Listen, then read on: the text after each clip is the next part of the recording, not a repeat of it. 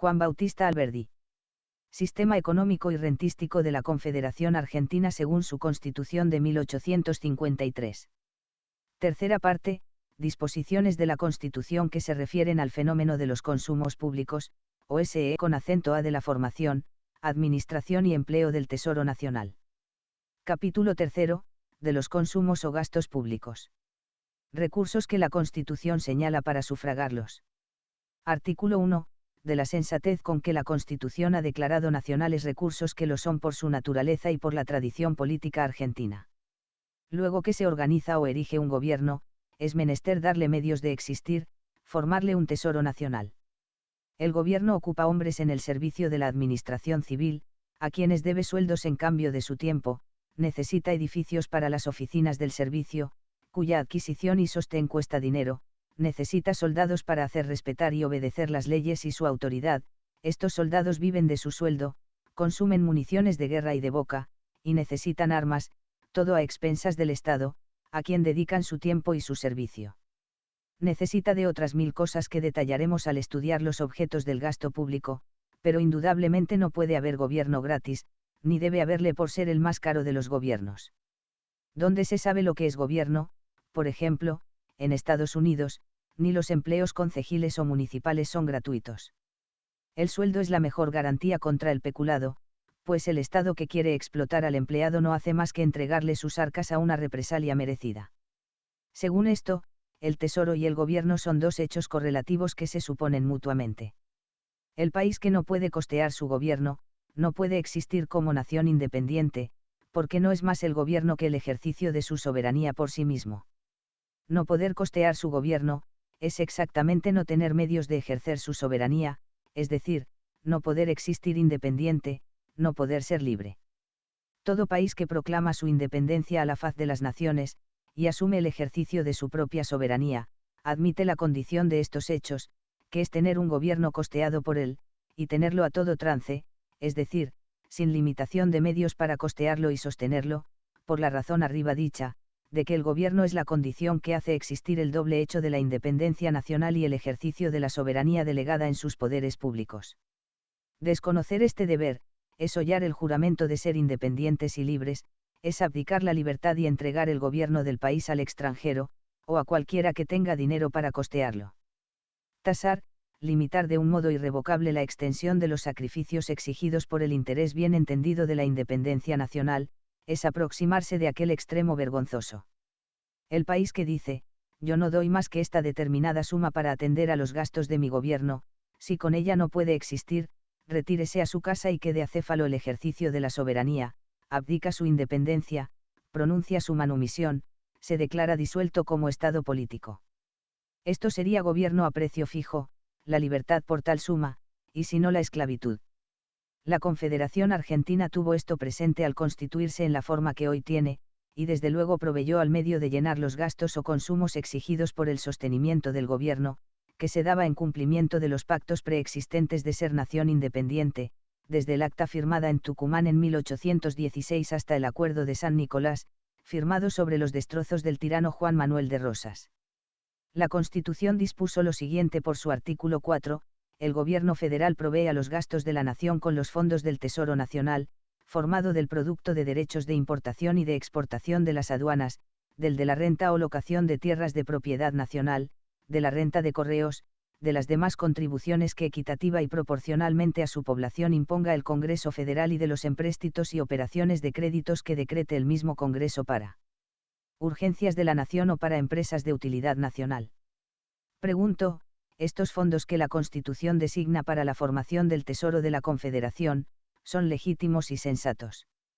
¿Son verdaderos, posibles, practicables en la condición u organización que a las provincias les ha cabido aceptar de la fuerza de las cosas? Yo creo que sí, y creo además que solo una gran falta de observación o una crasa ignorancia en materias económicas serían capaces de ponerlo en duda. Lo ha puesto, sin embargo, la pasión política, que es el extremo de la falta de observación.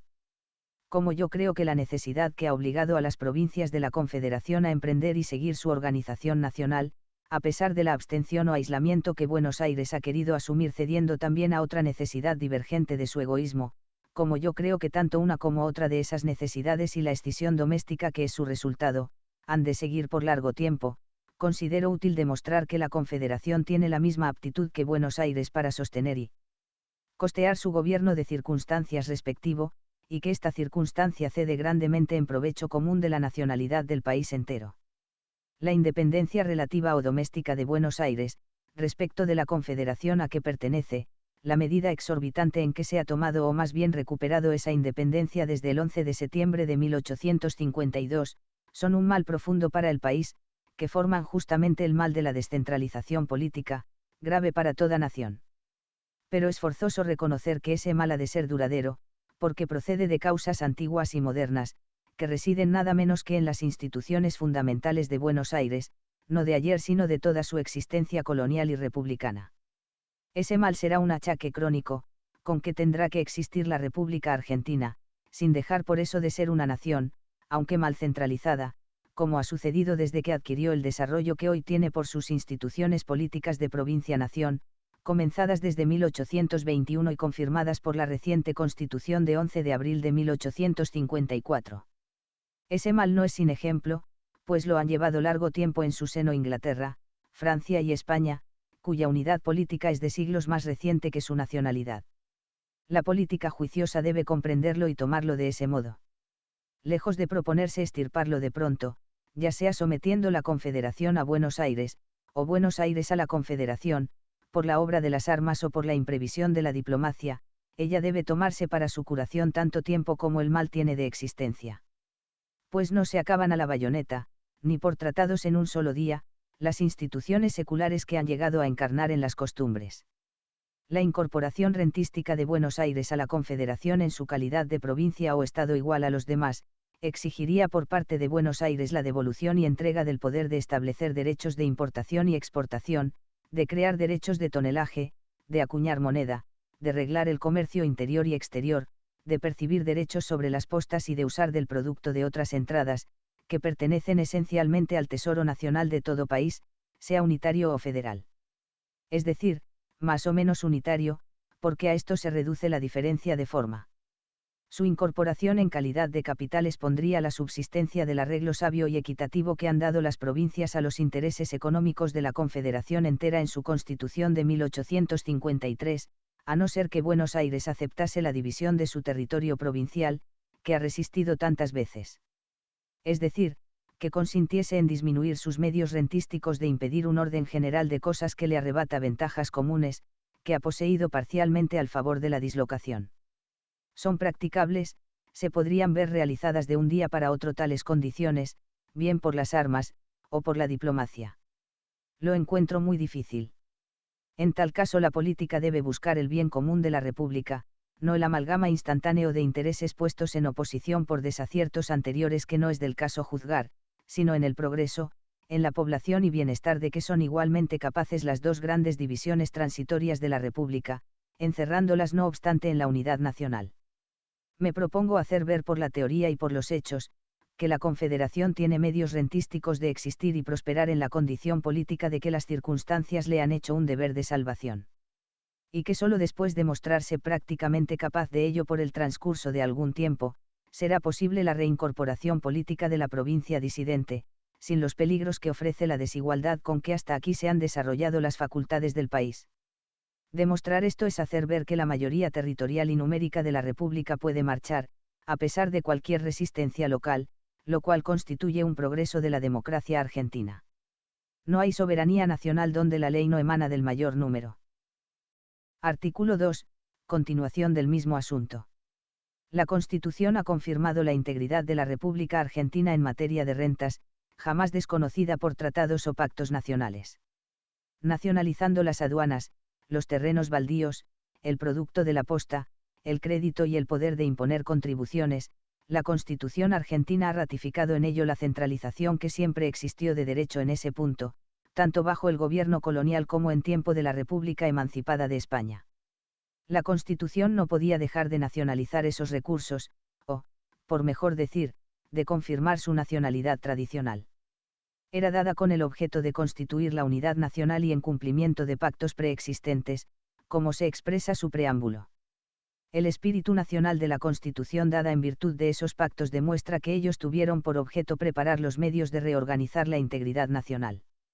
El primero de esos pactos, el Acuerdo de San Nicolás, celebrado el 31 de mayo de 1852 por los 14 gobernadores de la Confederación y ratificado por 13 legislaturas, ratificó como ley fundamental de la República el Tratado Interprovincial de 4 de enero de 1831. El artículo 2 de ese acuerdo declaró llegado el caso de arreglar por medio de un Congreso General Federativo la administración general del país, su comercio interior y exterior, el cobro y distribución de las rentas generales y el pago de la deuda de la República. Ese artículo era reproducción y ratificación literal del inciso 5, artículo 16, del Tratado de 4 de enero de 1831, preparatorio de la reorganización del centralismo rentístico de la República. Esos dos pactos preexistentes de la Constitución actual y bases obligatorias de su sistema rentístico, lejos de haber tenido por objeto disolver la antigua República Argentina, el antiguo Estado argentino en el ramo de rentas, ni en los demás referentes a la integridad nacional del país, confirmaron la existencia de la antigua República Argentina como un solo Estado político, compuesto de las provincias que estipulaban y adherían a dichos pactos. En el artículo 2, las provincias signatarias confesaron ser de las que componen el Estado argentino. El artículo 3 habló de las otras provincias de la República. El 5 invocó los intereses generales de toda la República. Y, por fin, el 16 acordó la invitación oportuna a todas las demás provincias de la República, a que por medio de un Congreso General Federativo se arregle la administración general bajo el sistema federal, su comercio interior y exterior, su navegación, el cobro y distribución de las rentas generales y el pago de la deuda de la República. De ese modo preparaban la unidad rentística de la República esos pactos domésticos que se han llamado federales. Es inútil observar que las constituciones unitarias, promulgadas y proyectadas, que también forman parte de la tradición política de la República en materia de Hacienda, dieron mayor energía a la integridad nacional del país en sus intereses económicos y fiscales. De entre ellas, la Ley Fundamental de 23 de enero de 1825, el único acto constituyente del Congreso de ese carácter, reunido en 1824, que haya sobrevivido a sus trabajos frustrados, ratificó del siguiente modo la antigua nacionalidad de la República Argentina. Las provincias del Río de la Plata, reunidas en Congreso, reproducen, por medio de sus diputados y del modo más solemne, el pacto con que se ligaron desde el momento en que, sacudiendo el yugo de la antigua dominación española, se constituyeron en nación independiente, dice su artículo 1. Esa ley determinó un régimen provisorio de gobierno hasta la promulgación de la Constitución que había de reorganizar el Estado, dice su artículo 3. Cuanto concierne a los objetos de la independencia, integridad, seguridad, defensa y prosperidad nacional, es del resorte privativo del Congreso General, dijo su artículo 4. Esa ley fundamental centralista, de 1825, no fue derogada por el Tratado de 4 de enero de 1831, aceptado como ley fundamental por toda la República, sino al contrario, confirmada en su espíritu de reorganización centralista, y lo prueba la vigencia de esa ley de 1825 hasta después de aquel tratado, pues Buenos Aires, por medio de su gobierno, ha ratificado en 1839 y en 1840 los tratados de la República con Inglaterra y con Francia, invocando precisamente la ley fundamental de 23 de enero de 1825, que reanudó y confirmó la integridad de la República. Conocido y manifiesto es el fin con que traigo esta discusión a un punto de rentas, en que importa tener presente que la integridad del país quiere decir la integridad de su tesoro público y de sus rentas. Las que ha puesto el artículo 4 de la Constitución Argentina de 1853 a disposición del Gobierno Nacional para los gastos de su servicio, tuvieron siempre el mismo destino, bajo todos los sistemas de gobierno. Fueron siempre rentas nacionales, como lo son hoy mismo por su naturaleza, origen y destino político. El territorio es uno, la porción baldía de su superficie estuvo siempre incorporada al dominio nacional, bajo el antiguo y nuevo régimen. La aduana es una, porque no hay más que una frontera territorial, y el impuesto percibido en ella pesa sobre el consumidor, aunque viva a 400 leguas del punto en que le paga el comerciante. El crédito es uno, porque reposa en la responsabilidad de todo el país, sin cuya garantía unida y consolidada no puede haber deuda nacional ni crédito público. Todo el país es deudor de la contribución, que debe gastarse en lo que cuesta defender su territorio, conservar su independencia, y reducir a verdad de hecho las garantías contenidas en la Constitución para la observancia y respeto de sus mandatos, que nadie presta donde no hay autoridades costeadas para hacerlos respetar. La Revolución confirmó la unidad rentística española. Bajo el antiguo régimen de los pueblos del Plata, todos los caudales pertenecientes al Real Erario procedidos de rentas, debían entrar en la tesorería del territorio en que se adeudaban o causaban. De allí eran transportadas a la General de Buenos Aires. Cada intendencia debía hacer formar un libro de la razón general de la Real Hacienda por lo respectivo a su provincia. De todos ellos la Contaduría Mayor debía formar un libro general del virreinato. Por este sistema, las rentas que se adeudaban y causaban en provincia eran del virreinato, o más bien del erario nacional, reemplazado hoy por la República Argentina. Cuando faltó de hecho la autoridad central, que reemplazó al gobierno del virreinato, cada provincia dispuso como de cosa propia de las rentas causadas en su territorio, y el ejercicio prolongado de este desorden hizo olvidar el carácter nacional de esas rentas. Tal fue el origen que puso en manos del gobierno local de la provincia de Buenos Aires, puerto único del país, toda la renta de aduanas que había pertenecido antes al virreinato y después a toda la República, que ocupó su lugar en el goce de sus entradas y bienes fiscales.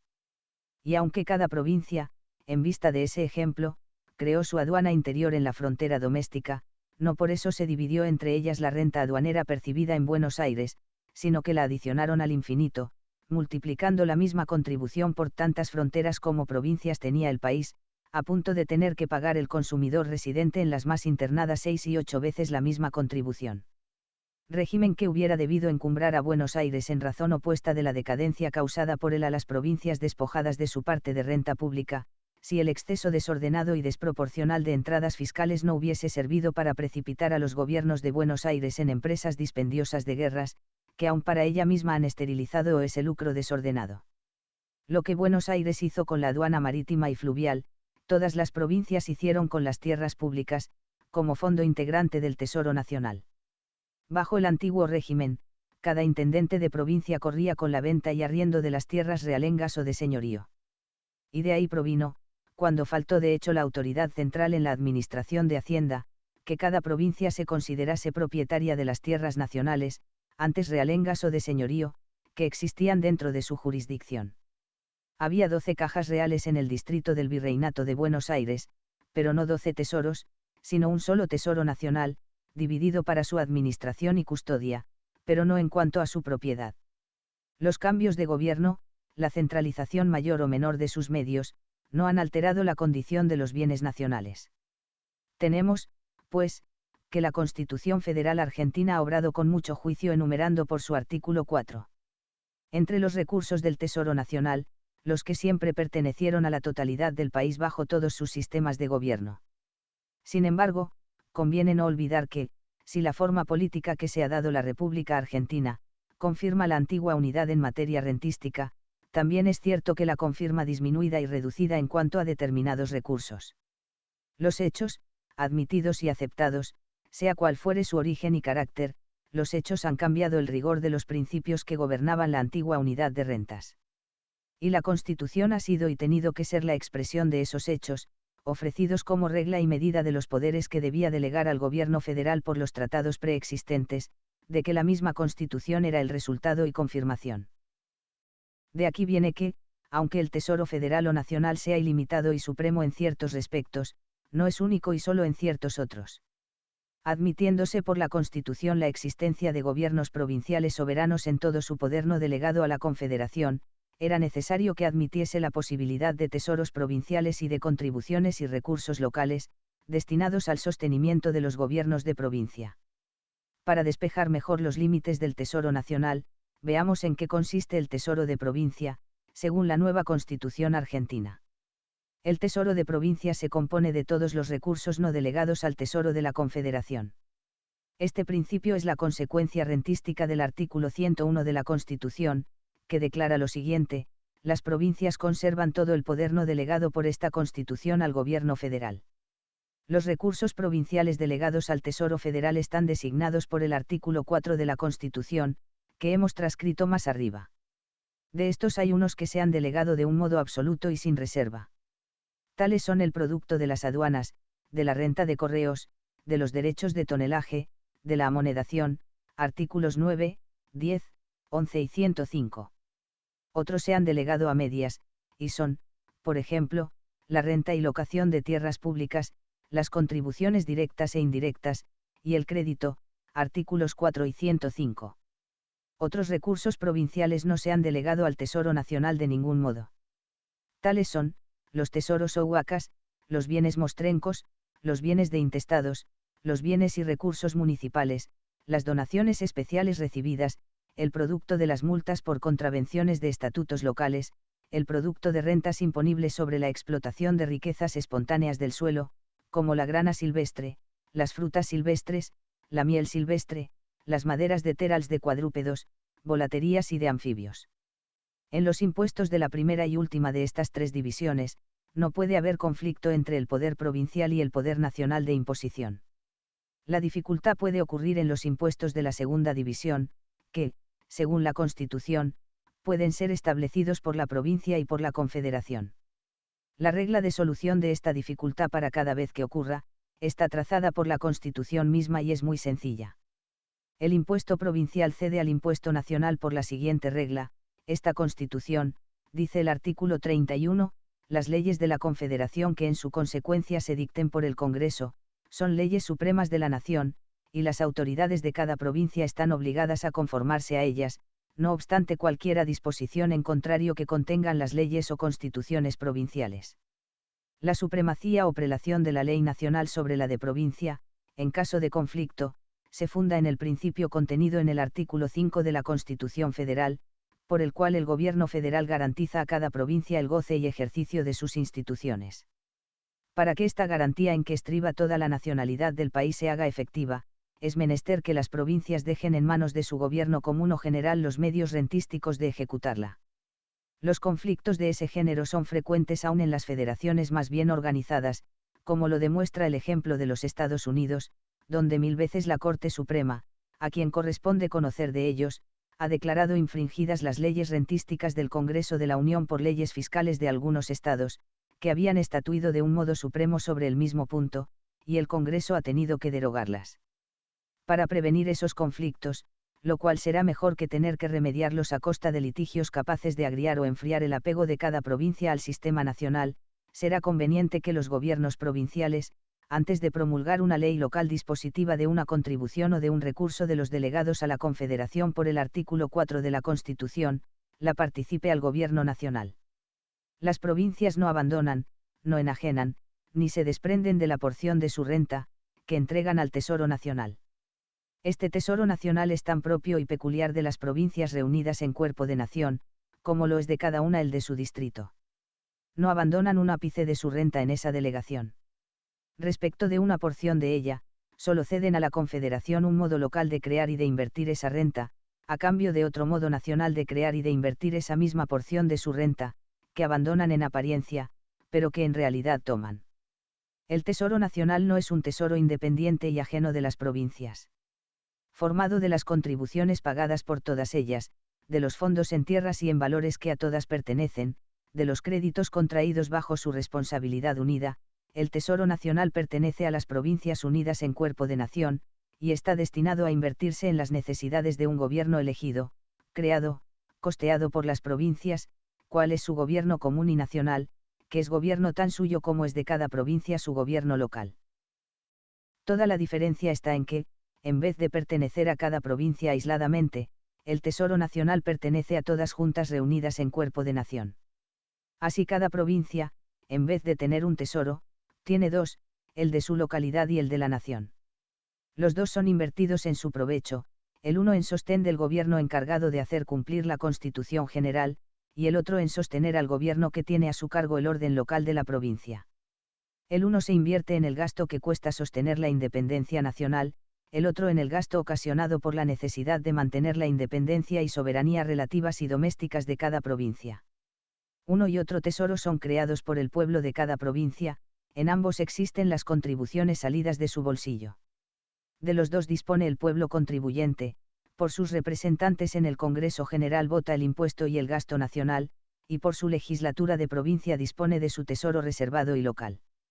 La formación de un tesoro nacional es un mecanismo por el cual los cordobeses y riojanos, por ejemplo, perciben contribuciones en Buenos Aires, y, recíprocamente Buenos Aires, en Córdoba y La Rioja.